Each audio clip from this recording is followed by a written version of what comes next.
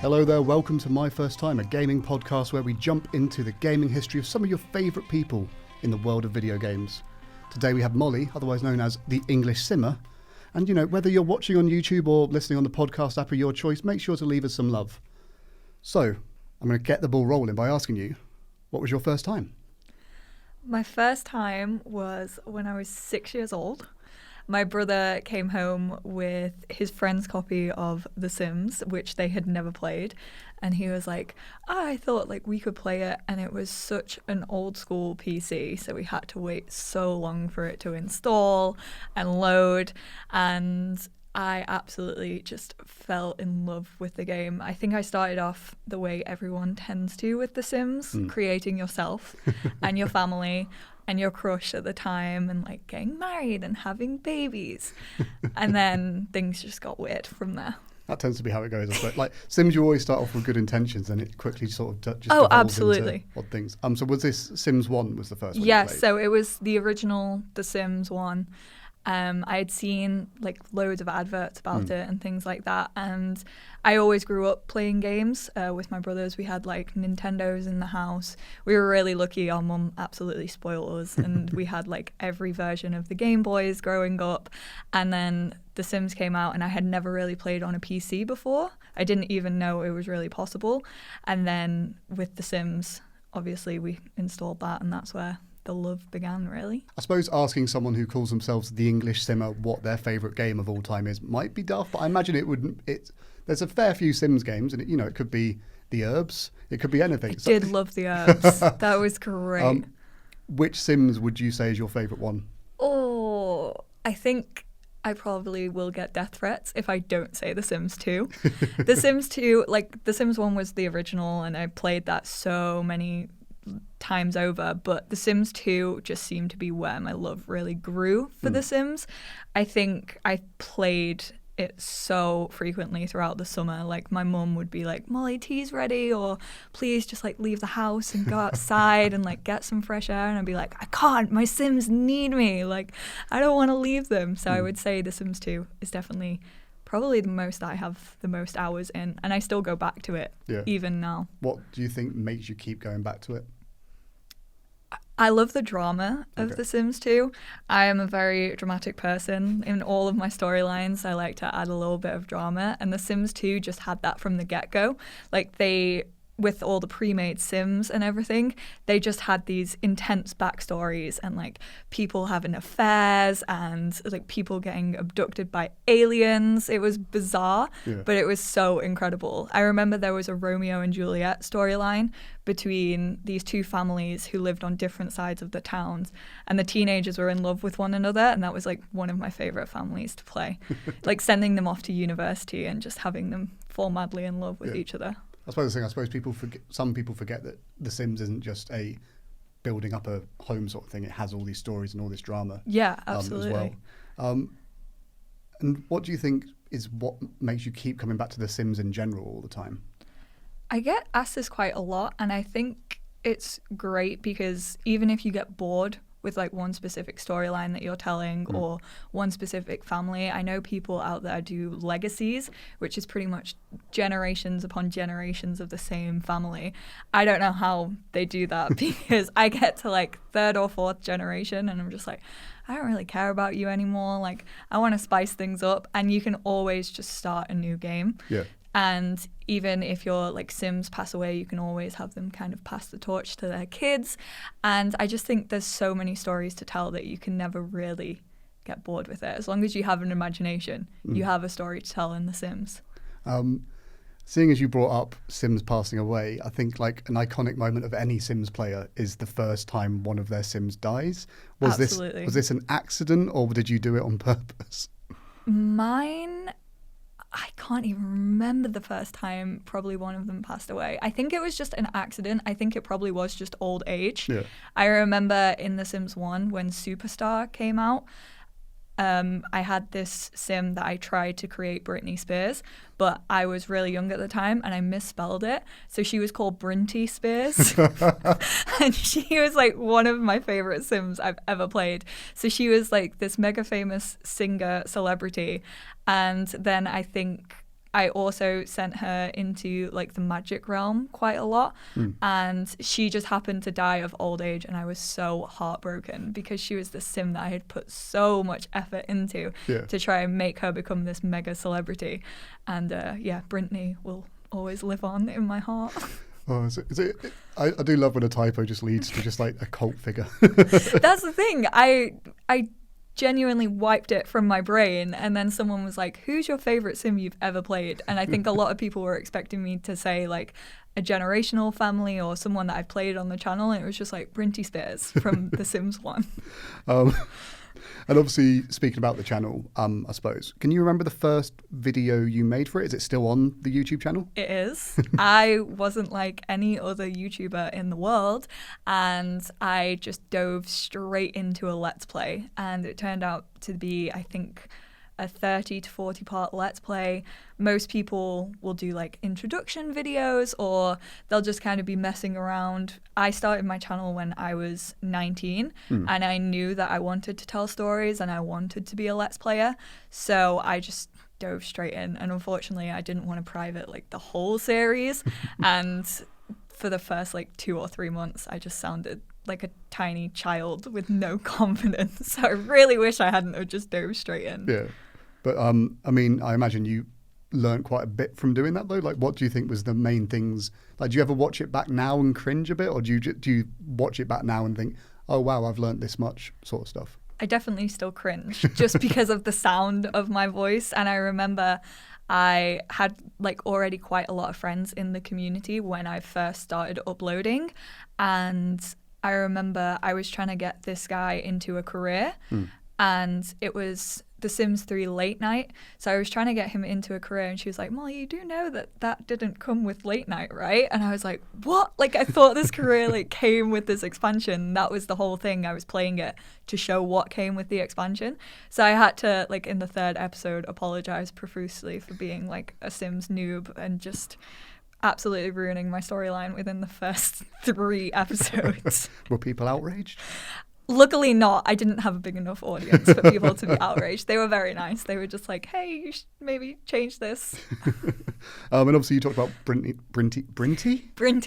Spears. And, you know, your YouTube channel is full of so many videos and with different stories and everything. What's been like your favourite moment of playing The Sims? Oh, this is like choosing a favourite child. Oh, that's my next question. There's a lot that I've absolutely adored. I would say my favourite on my channel that I've probably done is a series called the Black Widow Challenge, which is basically about this woman called Eden. She's like this supermodel looking sim, and she basically had to marry and kill off 10 different Sims.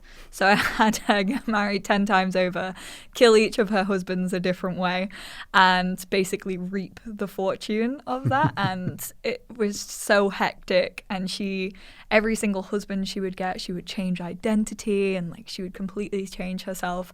And it was really close to the Sims 4 release as well. So it was one of the first that I did about the Sims 4. Yeah. And everyone just loved her. I think she was just one of those Sims that you could not resist. Like, she was evil and terrible, but she was kind of this villain that everyone loved. Yeah, did she ever get her comeuppance, or did she get away with it? She did get her comeuppance in a later series. So sometimes I'll like bring Sims back, or if I feel like they'll fit into a storyline, I'll bring them back and they'll kind of get their comeuppance a little bit. So in the 13 Souls challenge, which again, this sounds really bad. This sounds like my whole channel is just based around death.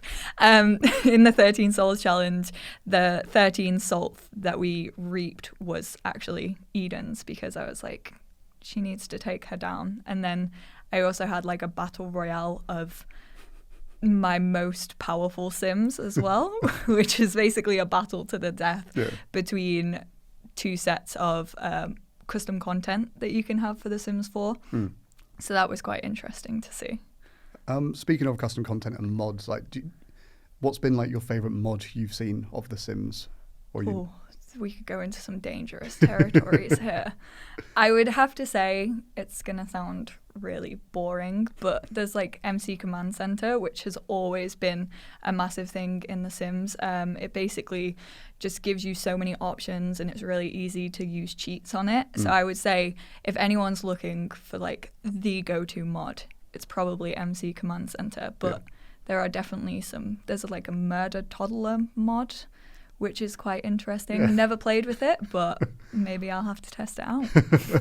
I think that's always a crazy thing when you look at the mod scene. It's just like, how are people coming up with these things? Yeah, people run away with some crazy ideas. It's actually one of my favourite parts of the Sims community for sure. Yeah. And it's been that way. I'm not too sure if there was mods for the Sims original, but there was definitely mods and like custom content for the Sims 2. Yeah. So people have been doing this since 2004, which is just crazy to think about.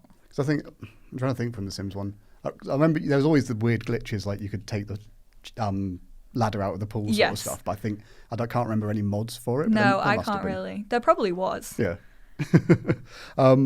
And talking a bit more, I suppose, about your career side of things. Like, did you said earlier that you planned, I'm going to be a Let's Player and this is what I'm going to do. Like, what made you sort of want to start doing that? I was looking for videos on an expansion for The Sims 3. So I basically wanted to watch like a few reviews, see if it was worth my money, see if I wanted to buy it. And that was really when I kind of took a really long break. And no one believes me when I tell them this because I'm such a passionate Sims player. But when The Sims 3 came out, I just didn't touch it. I bought it. I was so excited that I finally had it. Loaded it all up and was just like, this isn't The Sims 2. And you had to control multiple Sims whilst like being away from the house.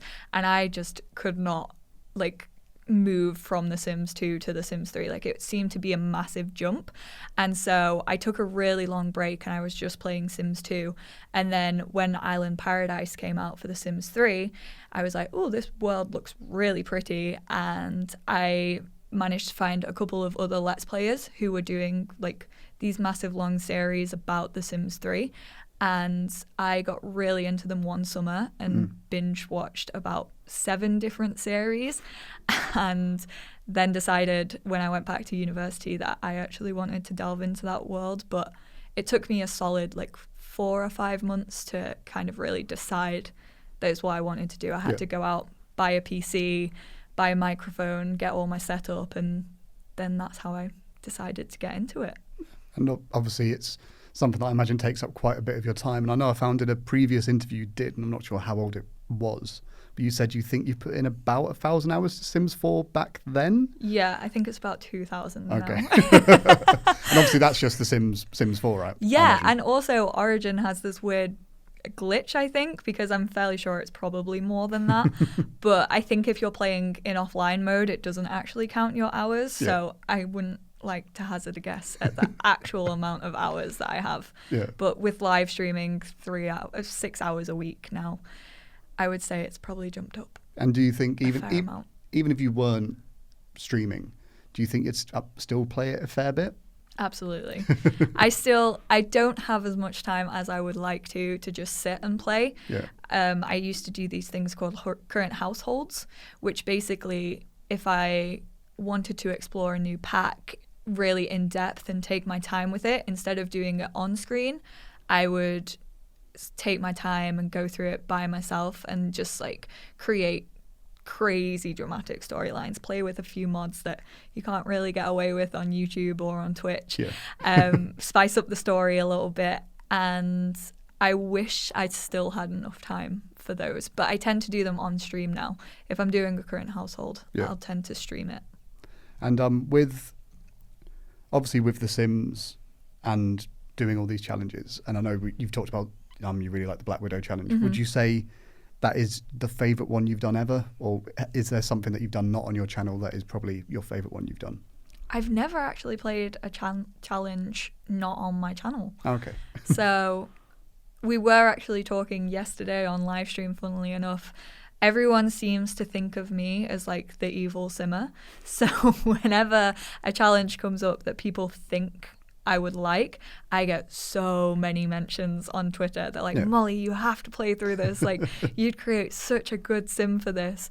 And there's one that's just come up, which I think is called like the Evil Supervillain Challenge or something like that. And basically it's about being a supervillain in The Sims 4 and like working on your mischief skill and things like that.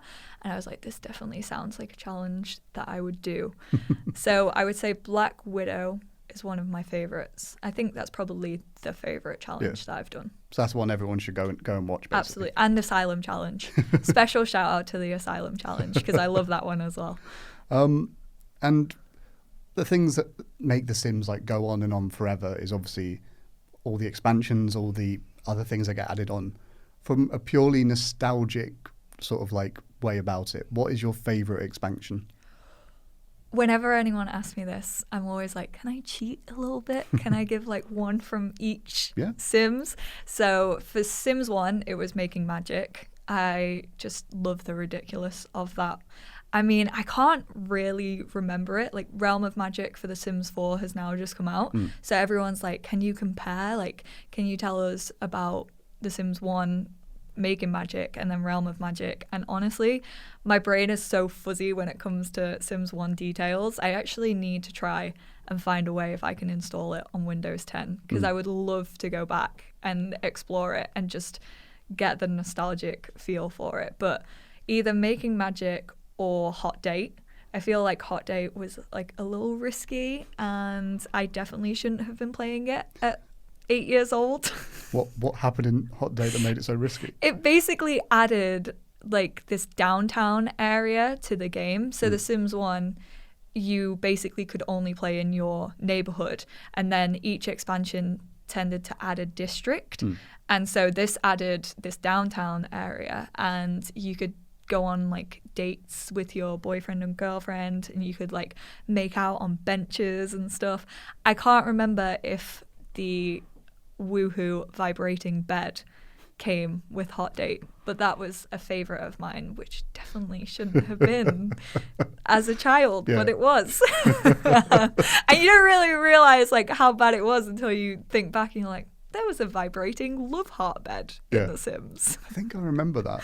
So like, and I probably would have been like a similar age as well. So it's just like, I probably shouldn't be seeing this right now. Exactly. So definitely those two for Sims 1. For Sims 2, I would say University, just because we didn't really have that in the original Sims. So like getting to be a little bit crazy and having the young adult age introduced into The Sims 2. I really loved University. Then in Sims 3, probably Island Paradise, but it didn't run that great. It was really badly optimized, and so you had to have a beast of a computer to be able to run it.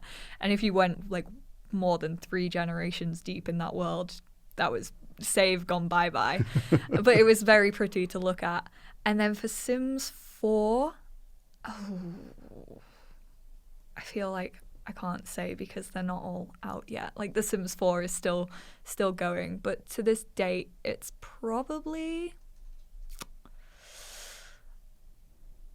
maybe City Living, just because I love like the diversity that it introduced, and being able to travel to the big city was really, really cool. Yeah.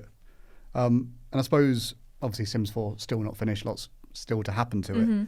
If a Sims 5 is to ever happen, what sort of things would you like them to incorporate from the previous games, or would you like them to do something just completely different? Oh wow, that's a big question. I always feel like the Sims community always want to see like throwbacks, and so you kind of have to get the standards in. You have to have seasons, or else it doesn't really feel like you're playing real life. But I would love to see them do something completely like off the cuff, or have like a VR element. That would be really cool. So like you could, if you wanted to, you could like stick a VR headset on and like travel into your Sims world. I don't know if that's ever possible, but I mean, it would be amazing if it was possible. It would be very, very cool. I would love that. I suppose I'm going to follow on question from that then. Like, what would, if you put VR into The Sims, would it then become, Is there an issue that it might just become too lifelike? Because already it's a life simulator. Probably. Yeah. Yeah. But then imagine if you had like Realm of Magic in VR and you could basically be like Harry Potter. I mean, there's probably like magical VR games. I don't know. I don't really play VR, but I think that would be a very cool addition. Yeah. Like you could live this massive fantasy life in VR, but maybe a little bit too much for The Sims 5. You never know. It'll be a very interesting experiment. Yeah, if they decide to do it. they added in first person camera mode, which not a lot of people know about in The Sims 4. So I think if you press like Alt Tab, it actually goes into this first person mode. So like your screen, you can see from your Sim's eyes. It can get a little bit weird because like you look down into your body and you just like disappear and it's really shaky. I know loads of people have had a lot of like motion sickness with it because it's a little bit shaky. But that was really cool to see, and it was something that had never really been done before. And everyone was like, why do we have this? Like, I'm never going to use it. But it's fun to just be in a wacky situation and then be like, I wonder how this would look from my Sim's eyes, like petting your dog or something like that. Yeah. It's a lot of fun. And obviously, you said that you don't really play much VR games, but outside of The Sims, and obviously you put 2,000 hours into The Sims 4, so I imagine there's not much time outside of The Sims. But outside of The Sims, are there any other games that you've got a lot of nostalgia for, do you think? Nostalgia-wise, there's one game that always sticks in my head from my childhood, and I can't remember what it was called, but it was a Rugrats game for the N64, and you like played on this jungle puzzle board. I know. And every time I mention it, someone's like, I had that game as well. And I can't even really remember it, but it's just a game that sticks in my head. Also, Tony Hawk's Underground. I put so many hours into that game. I think that was the first game where I completed like the full storyline, and I was so proud of myself. Is that the one where basically Bam sets up a more or less Jackass challenge against Tony Hawk's, or is that a different one? I think that might have been the first. I think there was 2 Underground games, and I think the second one was the one that I played. And basically, you grew up in this. You weren't Tony Hawk, like you could create whoever you wanted to. Yeah. And then in the story, you and your best friend, you basically lived in this really rundown neighborhood, and you went up against each other to become professional skaters, and then you made it and he didn't. Yeah. And so there was this always like rivalry between the two of them. That was one of my favorite games growing up. And Simpsons Hit and Run. Simpsons Hit and Run is a classic. So good. It's basically just like GTA for like before kids could play GTA. They need to remake that game because it would do so well. Like, so I used to work in game, and so many like parents would come in like, my kid wants GTA. And I'm like, I don't want to sell this to you because you probably don't know what's in this game. Yeah. But if Simpsons Hit and Run was still a thing, I would be like, buy this instead. It's way cooler. From your time working in retail, just because I know from working in game shops as well that it's always a weird time. What was like the weirdest thing a parent ever like came up and asked?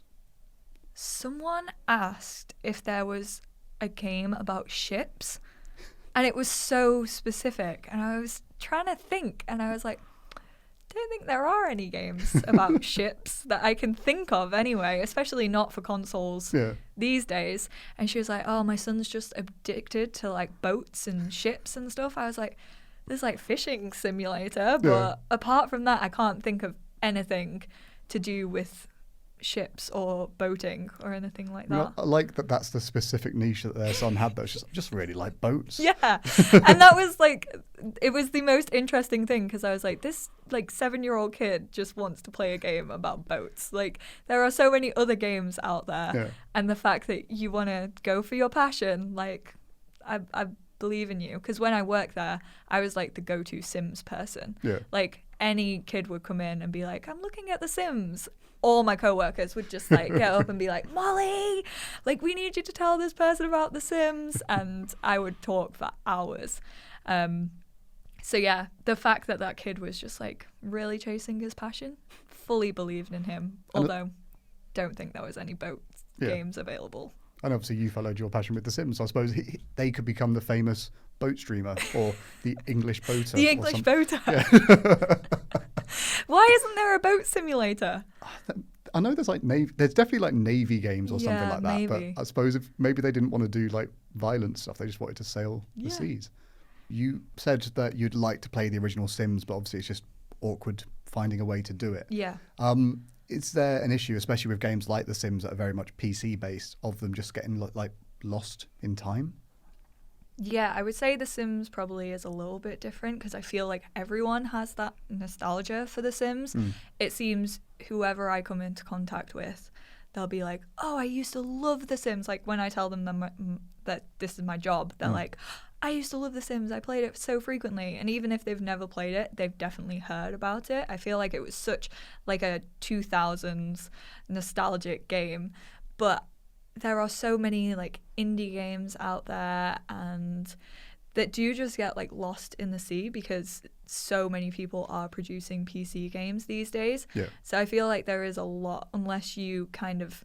Stardew Valley was one that I found really, really interesting because that was originally released on PC and I started doing a Let's Play of it and not that many people had heard of it. And then about like a year and a half into its life cycle, it just blew up and everyone was streaming it and everyone was doing Let's Plays and there was mods being created for it. So I think it can go one of either way. It can absolutely get lost in the ocean and plethora of PC games, or it can kind of have this resurgence of becoming like everyone's go-to game that they're playing. Yeah. Are there any games that you wish, like, 'cause I know you don't just play The Sims on your channel, you will occasionally play other games. Are there any Let's Plays you just wish like got a bit more love, or the games you felt deserved a bit more love? Life is Strange is like one of my favorite game series ever. It did really well on my channel actually for not being a Sims game because it always tended to be that like my Sims Let's Plays would get most of the attention, and I was really shocked when Life is Strange, like people were actually watching it and got super involved with the characters. And that just felt special to me because I connected with that game so much and I was so glad that other people did as well. So yeah, Life is Strange was definitely one that I was kind of glad it got the attention. Also Until Dawn. I kind of wish that I got a little bit more attention just for the fact that it's hilarious. It's great. And you just get to see me scared the whole way through it. And it's such an interesting game. Like I thoroughly enjoyed that game. I'm actually thinking of playing it again throughout October. Because that's the thing, I suppose with Until Dawn, the way it did its mechanics was sort of, it was kind of the Telltale way of doing it, but then there was just so many more layers to it and it looked incredible as well. The fact that you had like 10 different characters that you really felt for, even if they annoyed you, like I got so annoyed by some of the girls in that game, but I was like, I still don't want you to die because like I feel responsible for you now. How many survived on your first playthrough? I had them all survive. That's impressive. I don't know how I did it. I think it was helped by the fact that quite a bit of it was spoiled. I remember there was one specific moment and I wish I hadn't read my comments, and that's one bad thing sometimes about streaming choice-based games is that you will get comments that just spoil it for you. And there was one specific moment where someone was like, don't choose this or else this will happen. And I was like, oh, I really wish I hadn't have read that because I probably would have done it and it would have had a negative effect. But because I had seen that comment, I was like, okay, I'm just going to avoid this. I'm just not going to touch it. And yeah. No, I remember the first time I played it, I got more or less to the end and there's a part, I'm going to try and be vague to not spoil it for people. There's a part more or less near the end where you can basically wipe out everyone there. Yeah. And I accidentally did that and it was just like, no. I didn't mean to do that. And then it's just like, one person survived or something. Oh, that's so sad. I know exactly which part you're talking about. With Life is Strange as well, just 'cause I think it's a great game. What's been your favourite part from that franchise so far? Or what's your favourite game in the franchise so far, and what's been your favourite part from that game? Before the Storm is my favourite, hands down. I love the original. I loved Chloe as a character. I think she was completely like misunderstood by quite a lot of people. And I always had that soft spot for her because I don't know, like I've never been in a position that she's been in, but somehow I related to her. Yeah.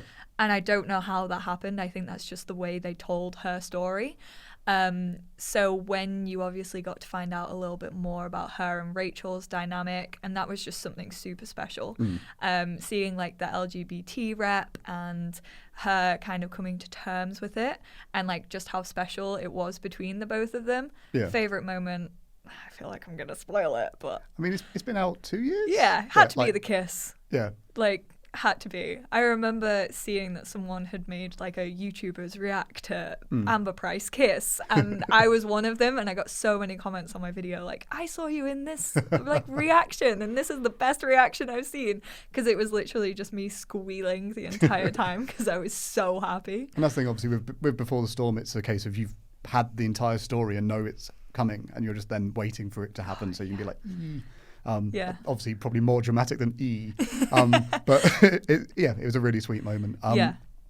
So I feel that we need to wrap up the podcast now, but I'm going to do it in a way that is going to be a bit interesting. So one thing that Sims games are obviously known for is just weird patch notes. Yes. Can you think of any patch notes off the top of your head that you remember over the years? I remember there's been a fair few about like, there was one actually recently, and it was like, children can now drown. And I was just like, wow, we just went there. We just threw that in. So apparently there was a bug where in The Sims 4, children couldn't drown. Yeah. And they can, like that, I mean, morbid as heck, but it is available, and there must have been a bug that just didn't allow them to do it. Like they were just super swimmers, and they had literally just one short line in the patch notes, children can now drown. And I was like, okay.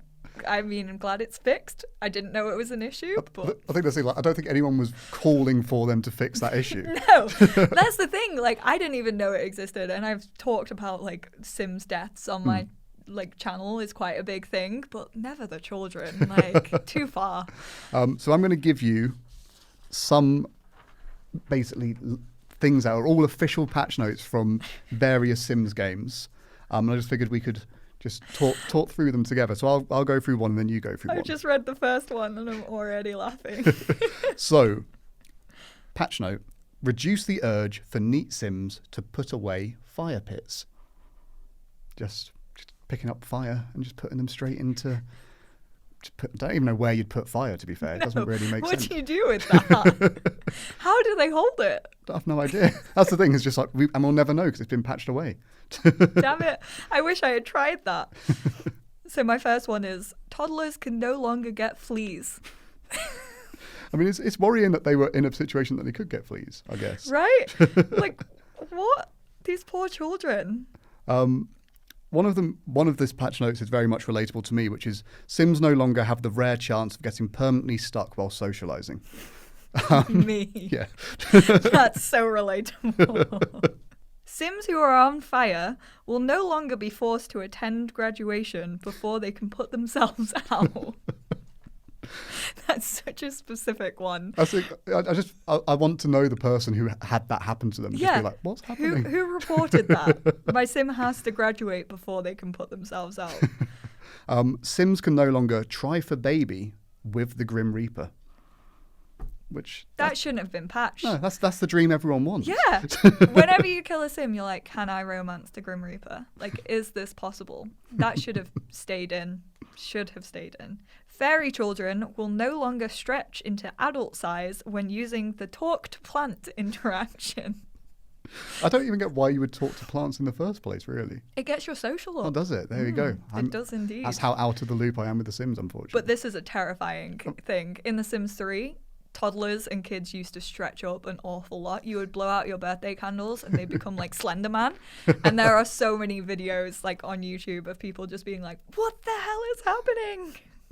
I'm going to stick with the Grim Reaper one, just because I like the Grim Reaper stuff. So Sims that drown while skinny dipping will now spin into their clothes whilst interacting with the Grim Reaper.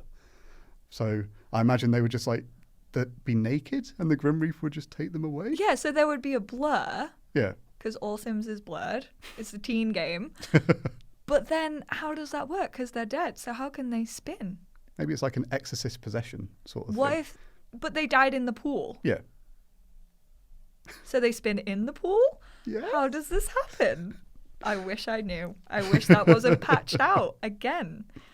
The Murphy bed has now been made less lethal.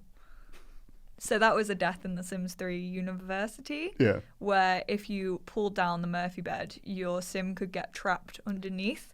But there was one patch that completely broke it, and every time your sim went to pull one down, they instantly died. So, I mean, I'm glad that isn't how university actually works in real life. Not the best time of a sim's life.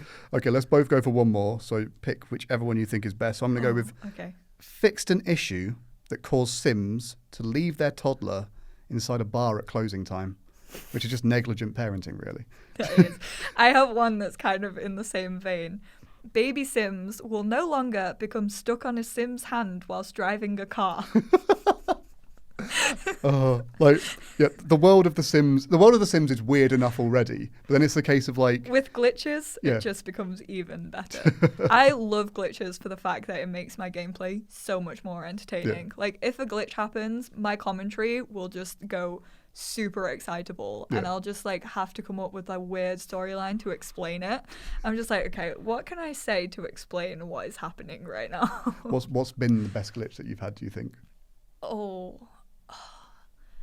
It's not so much of a glitch, but I remember in my Generations Let's Play, which is basically all about like this one big family, I think I was celebrating a birthday or a wedding or something like that. Really happy day. And Sims just started dropping like flies. I think there was about 3 deaths in one go, and none of them were part of my family. So I don't even know what happened. But the Grim Reaper just had to keep coming back. I was like, oh my goodness, this is the worst thing ever. This is meant to be such a happy day. And there were just random townies just dropping like flies. What did I do?